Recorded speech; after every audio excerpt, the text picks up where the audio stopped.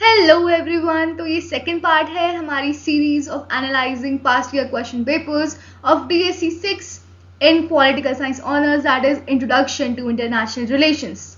तो let us begin with the explanation of question number 2, which is a very important topic in international relations, that is what is the big banks of IR and critically evaluate the decolonial accounts of IR। तो इसमें हमारे दो topics cover होंगे। Number 1, big banks of IR किसे कहते हैं, और D colonial accounts क्या होते हैं जो कि क्रिटिसाइज करते हैं the big banks of IR को। तो बिग बैंक्स का जनरल मतलब क्या होता है इस टर्म का, पहले ये देख लेते हैं। तो big banks refers to the significant historical events or developments that had a profound impact, transformative impact basically on the field of international relations। मतलब कि आईआर की स्टडी में किन इवेंट्स ने सिग्निफिकेंटली इम्पैक्ट करा है आईआर की इवैल्यूएशन को, आईआर के बेसिक स्ट्रक्चर और इसके नॉर्म्स को, उसे हम बिग बैंक्स ऑफ आईआर कहते हैं। These events and these movements marked significant shifts in the field of IR landscape, shaping the theories, concepts and practices of IR। In events ने influence करा था स्कॉलर्स और policy makers के perspectives को, और वो कैसे नेविगेट करते हैं कि complexities of the international politics. तो ये इवेंट्स हैं जो कि सर्व करते हैं as milestones in the evolution of the discipline of IR, shaping its theories, methodologies and areas of focus। तो हमारा फर्स्ट IR आ जाता है, that is the Treaty of Westphalia, that is 1648 में हुई थी ये। तो the Treaties of Westphalia signed in 1648 is considered a foundational movement in the history of international relations, and ये लाया था मॉडर्न स्टेट सेंट्रिक डिप्लोमेसी को। इस ट्रीटी ने मार्क करा था the end of 30 years war in Europe. Europe में 30 years तक रिलीजियस वॉर्स होते रहे थे। That was a devastating conflict between numerous states and religious factions. तो इस ट्रीटी ने उसका एंड लाया था। Features of treaty of Westphalia देख लेते हैं हम। स्टेट सोवरेनिटी, तो ट्रीटी ऑफ वेस्टफैलिया ने इस्टेब्लिश करा था the concept of state sovereignty को, granting autonomy and independence to individual states. Individual states को उन्होंने ऑटोनॉमी यानी कि खुद फंक्शन करने की पावर, और इंडिपेंडेंस मतलब किसी पे डिपेंडेंट ना रहने की एबिलिटी उनको प्रोवाइड करी थी, laying the ground work for the modern nation state system. Second is balance of power. Balance of power का मतलब it recognised the legitimacy of multiple independent states, जिससे किसी सिंगल स्टेट का डोमिनेशन नहीं हो सकता यूरोप में, जिससे कोई एक स्टेट पावर में ना रहने पाए और बैलेंस ऑफ पावर हो जाए। Third is religious tolerance. तो रिलीजियस वॉर्स हुए थे तो ऑब्वियसली रिलीजियस टॉलरेंस को प्रमोट करना पड़ेगा हमें, granting freedom of worship to Catholics and Protestants after the decades of religious war and paving the way for the rise of the modern secular state। तो secular state का rise हुआ था इस period में। Next is diplomatic norms. इसका मतलब है कि फॉर्मलाइजेशन हुई थी डिप्लोमेटिक नॉर्म्स की एंड प्रोटोकॉल्स की, such as negotiating treaties between sovereign states, sovereign states के बीच में ट्रीटीज की, पीसफुल ट्रीटीज की, and establishing principles of territorial integrity. मतलब अपनी जो टेरिटरी की, स्टेट की टेरिटरी की बाउंडेशंस होती हैं उसको स्टेट्स रिस्पेक्ट करेंगी, और आपस में जो अलग अलग स्टेट के अपने इंटरनल अफेयर्स होते हैं उसमें इंटरफेरेंस नहीं होगा। हमारी सेकेंड बिग बैंग है the aftermath of world war 1 यानी कि 1919। तो इसमें फर्स्ट वर्ल्ड वॉर का कंक्लूजन हुआ था, मतलब एंड हुआ था, एंड जो ट्रीटी ऑफ वर्साइल्स है वो साइन करी गई थी। तो इसके फीचर्स हम देख लेते हैं। एंड ऑफ वर्ल्ड वॉर 1, तो जो वर्ल्ड वॉर 1 का एंड हुआ था उससे जो जियोपॉलिटिकल लैंडस्केप है वो सिग्निफिकेंटली रीशेप हो गया था। इसमें एम्पायर्स का कोलैप्स हो गया था, मतलब एम्पायर्स एग्जिस्ट नहीं करती थी या बहुत कम एग्जिस्ट करती थी। रीड्राइंग ऑफ बॉर्डर्स, जो जोग्राफिकल बॉर्डर्स होते हैं उनमें रीडिज़ाइनिंग हुई थी, यानी कि जो स्टेट सिस्टम है और जो स्टेट्स की जोग्राफिक बाउंड्रीज हैं वो रिफॉर्म हुई थी, and significant social and economic changes and अपीवल आए थे इस टाइम पे। Next is the treaty of Versailles. तो इस ट्रीटी ने हार्श टेरिटोरियल, मिलिट्री और इकोनॉमिक सैंक्शंस कर दिए थे जर्मनी पे, जिससे रिजेंटमेंट हुई थी और इकोनॉमिक हार्डशिप हुई थी, जिससे बाद में वर्ल्ड वॉर 2 के राइज में कंट्रीब्यूट करा था। Third is the creation of League of Nations.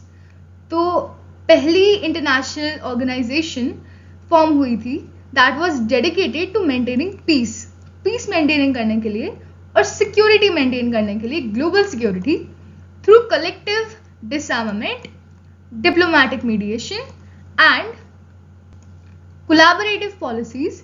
और ये इंसेंटिव अच्छा था, बट ये वर्ल्ड वॉर 2 को होने से नहीं रोक पाया। Next is shift in global power dynamics. इसका मतलब है कि जो ट्रेडिशनल एम्पायर्स थी उसकी जो डोमिनेंस थी उसको उसने ख़त्म कर दिया था, एंड नेशन स्टेट्स का राइज हुआ था, leading to increased nationalism, territorial disputes भी बढ़ गई थी, जियोपॉलिटिकल टेंशंस एंड अलायंसेस भी बनी थी एंड कॉन्फ्लिक्ट्स भी हुई थी during the interwar period and after that. Next हम आते हैं बिग बैंग नैरेटिव के क्रिटिक्स पे। तो कई सारे स्कॉलर्स जिनके नाम आप यहाँ पे देख सकते हैं, उन्होंने क्रिटिसाइज करा था बिग बैंग नैरेटिव को। ये आर्ग्यू करते हैं कि जो मॉडर्न स्टेट सिस्टम है वो ओरिजिनेट नहीं हुआ था 1648 में स्पेसिफिकली, एंड सोवरेनिटी का कंसेप्ट जो है वो इफेक्टिवली इस्टेब्लिश नहीं हुआ था in the treaty of Westphalia. तो ये आर्ग्यू करते हैं कि जो बिग बैंग नैरेटिव है वो यूरोसेंट्रिक है, यानी कि वो नॉन यूरोपियन कॉन्ट्रीब्यूशंस को निग्लेक्ट करता है। नेक्स्ट इज ओवर सिंप्लीफिकेशन, कि ये कॉम्प्लेक्स हिस्टोरिकल प्रोसेसेस को ओवर सिंप्लीफाई कर देता है और इन डेप्थ एक्सप्लेन नहीं करता है। Third, neglect of non state actors. Non state actors such as आपकी इनफॉर्मल ऑर्गेनाइजेशंस हो गई, इंटरनेशनल ऑर्गेनाइजेशंस हो गए, इंडिविजुअल्स हो गए, उनकी ऑटोनॉमी को, ये उनके रोल को साइडलाइन कर देता है फ्रॉम अ ब्रॉडर पर्सपेक्टिव, नहीं देखता है। इग्नोरिंग कंटिन्यूटीज। कंटिन्यूटीज का मतलब होता है कि कोई चीज कंटिन्यूएशन में हो रही है। जो बिग बैंग नैरेटिव है वो फोकस करता है क्लियर कट ट्रांसफॉर्मेशन पे, तो ये उसको क्रिटिसाइज करते हैं। ये कहते हैं कि आईआर सडनली इमर्ज नहीं हुआ था, बट ये प्रोसेस बहुत पहले से चलती आ रही है। Next is ethnocentrism. Ethnocentrism is also related to Eurocentrism. इसका मतलब है कि जो यूरोपियन पर्सपेक्टिव्स हैं वो अपने एक्सप्लेनेशंस और पर्सपेक्टिव्स को सुपीरियर कंसिडर करते हैं और उनको प्रोजेक्ट करते हैं globally on global perspectives. Neglect of global perspectives, Eurocentric perspectives के अलावा और पर्सपेक्टिव्स को ओवरलुक कर दिया जाता है। नेक्स्ट इज हमारा perspective of decolonial accounts. जैसा ही आपको नाम से पता चल जाता है कि डी कॉलोनियल अकाउंट्स कहते हैं पर्सपेक्टिव्स को that analyse and challenge the colonial legacies, power structures and epistemologies that have historically shaped the global politics. मतलब जो यूरोसेंट्रिक या फिर कॉलोनियल पॉइंट ऑफ व्यूज हैं वर्ल्ड हिस्ट्री और वर्ल्ड इंटरनेशनल रिलेशंस को लेके, डी कॉलोनियल अकाउंट्स उनको challenge करते हैं। ये कहते हैं कि ट्रेडिशनल नैरेटिव्स और थ्योरीज जो हैं वो ऑफन रिफ्लेक्ट करती हैं कॉलोनियल बायसेस को and marginalisation of non western perspectives, और ये रीइंफोर्स करती हैं इनइक्वालिटीज को। Now let us look at the features of decolonial accounts. ये चैलेंज करते हैं यूरोसेंट्रिज्म को इन इंटरनेशनल रिलेशंस, जो डोमिनेंट यूरोसेंट्रिक नैरेटिव्स हैं और मेथोडोलॉजीज हैं that have historically shaped the discipline. Centring non western perspectives, जो नॉन वेस्टर्न पर्सपेक्टिव हैं, वेस्टर्न पर्सपेक्टिव्स के अलावा उनकी मार्जिनलाइजेशन को हाईलाइट करते हैं एंड उनका जो इरेजर हुआ है किनका, नॉन वेस्टर्न वॉइसेस, एक्सपीरियंसेस और नॉलेज सिस्टम्स का with in IR scholarship and practice, उसको हाईलाइट करते हैं। Next is addressing gaps in representation, मतलब जब थ्योरीज फॉर्म होती हैं, आइडियाज एंड पर्सपेक्टिव्स को कंसीडर करा जाता है फॉर स्कॉलरली रिप्रेजेंटेशन, उसमें जो नॉन वेस्टर्न रिप्रेजेंटेशन है वो बहुत कम है या फिर बिल्कुल नहीं है। तो they acknowledge the diverse world views and histories. Next is analysing colonial legacies, इसका मतलब कि जो कॉलोनियलिज्म का इम्पैक्ट पड़ा वर्ल्ड पे वो कैसे अभी तक चलता आ रहा है इन कंट्रीज में, जिससे इनइक्वालिटी, एक्सप्लॉयटेशन और ऑपरेशन लोकल और ग्लोबल स्केल्स पे पहले भी थे और करंटली भी बने हुए हैं। एपिस्टेमिक जस्टिस के लिए ये एडवोकेट करते हैं for cultural recognition and political transformation to challenge and dismantle colonial power structures। ये एडवोकेट करते हैं for promoting inclusivity and equity. ये बोलते हैं कि इंटरनेशनल रिलेशंस में थ्योरीज और inclusive, equitable and just forms of international relations होना चाहिए जो कि रिकॉग्नाइज करें और रिस्पेक्ट करें डाइवर्स पर्सपेक्टिव्स और एक्सपीरियंसेस को। अब इन डी कॉलोनियल अकाउंट्स के भी क्रिटिक्स हैं, जैसे कि ओवर सिंप्लीफिकेशन। ओवर सिंप्लीफिकेशन का मतलब कि ये decolonial accounts oversimplify कर सकते हैं कॉम्प्लेक्स डायनामिक्स को by only viewing them through the perspective of colonialism and neglecting other factors.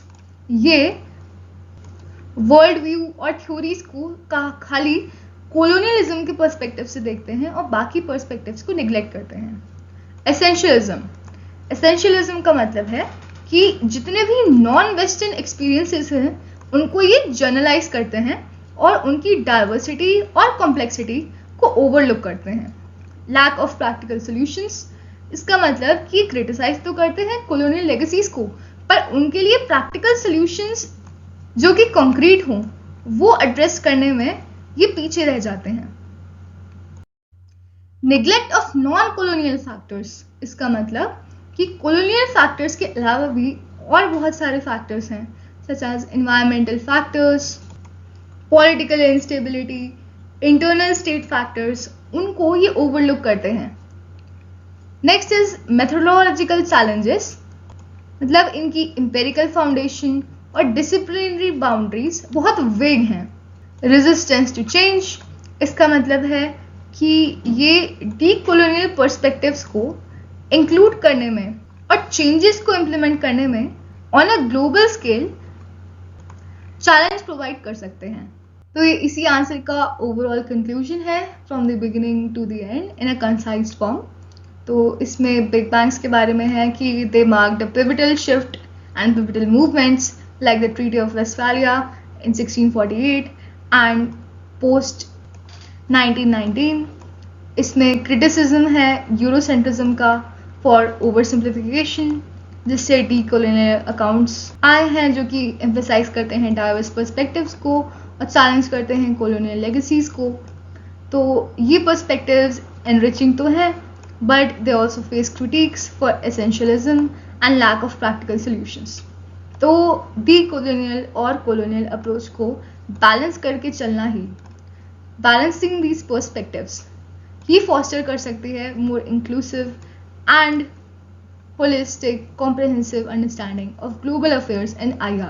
So that was it for answer number 2. Stay tuned for the next evaluation of the next answer, and I have created a playlist for you all जिसमें इन सारे questions का, यानी कि past year question papers के सारे questions की easy and simple explanations हैं. So please do not forget to like, share and subscribe, and also अगर आपके कोई सजेशंस हैं तो please do not forget to drop them in the comment section. Thank you for watching.